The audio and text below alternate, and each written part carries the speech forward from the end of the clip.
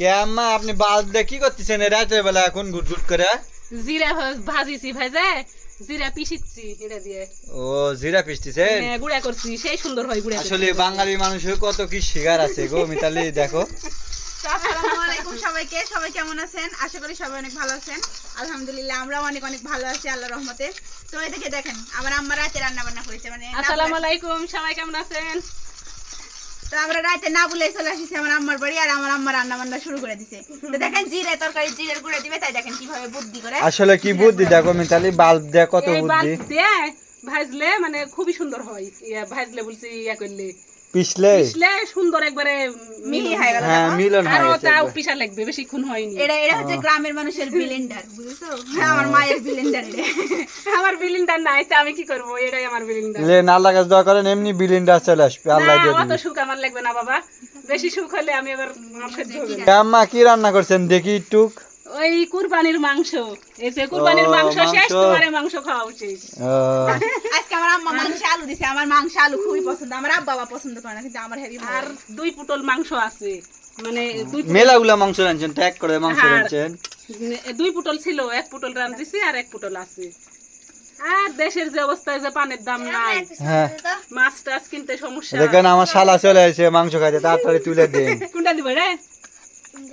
কোনটা লিবে বলো? বাপরে বাপ, বড় ভাতটাই খাই নিল রে। বড় মাথা। দুলা ভাই ছয় একলাই খাই দিল আমার শালারা রে। আমার মায়ের হাতের গরুর মাংস রান্না কিন্তু সেই মজা হয়। আর এখন এটা জিরা গুঁড়া দিলেই হয়ে যাবে আমার রান্না। হ্যাঁ ভাত রান্না হয়ে গেছে। ভাত হয়ে গেছে। ভাত রান্ধিছে দেখতে পাচ্ছি না যে। ও এই হাড়িত ভাত। এই ভাত হয়ে গেছে, তরকারিও হয়ে গেছে। আপনারা বলে মানে লাইভে আমার মেয়ের সাথে আমাকে দেখবেন, এখন লাইভ করতে বসবো। তা আমরা হচ্ছে রাতে চলে আসিছি আজকে, আম্মাকে না বলে ওই জন্য আমার রাঁধতে রাঁধতে মেলা রাত হয়ে গেছে। তারপরে আমার আম্মা কিন্তু সেই রান্না করে আগাতে পারে। আমার আম্মার খুব তাড়াতাড়ি রান্না হয়ে গেছে। ক্যাফারান কেমন খাইতে আমার মায়ের হাতের মাংস? রান্না করতে করতে আবার এখনো খাওনি? ভাবেন সেই স্বাদ।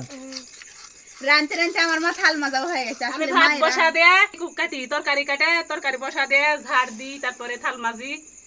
আমার তরকারি ভাত তরকারিও হয়ে যায়, ঝাড় ঝুট দেওয়া হয়ে যায়, থাল মাজাও হয়ে যায়। আসলে মায়েরা আসলে একসাথে অনেক কাজ করতে পারে, তাই না? হ্যাঁ তাও পারি না, আমি অসুস্থ তো। আর আমার মা তোমার দেখবে তুমি একটু কাজ করবে, হাঁপায় যাবে, আর মা হচ্ছে কাজ করতে করতে হাঁপায় গেলে তো একটা বারে বলবি না যে মা একটু কাজ করে হেল্প করে দিত।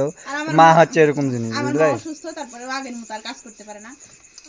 মা হচ্ছে মায়ের সাথে কারো তুলনা হয় না। গরু টরু কিছু নাই, খালি এই রান্না খাওয়া, তাও সমস্যা হয়। তো এই তো এবার মাংসে জিরা গুঁড়া দিলেই হয়ে যাবে আমার আম্মার মাংস রান্না। কালার কিন্তু খুব সুন্দর আসছে তালা। হ্যাঁ সেই সুন্দর কালার, সেন্ট বাড়াছে, বাপরে কি সেন্ট।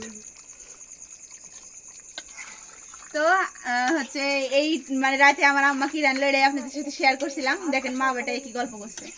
আমার থেকে আমার মেয়ে বেশি গল্প দিচ্ছে, আমার থেকে আমার মেয়ের হাতে রান্না কিন্তু বেশি ভালো।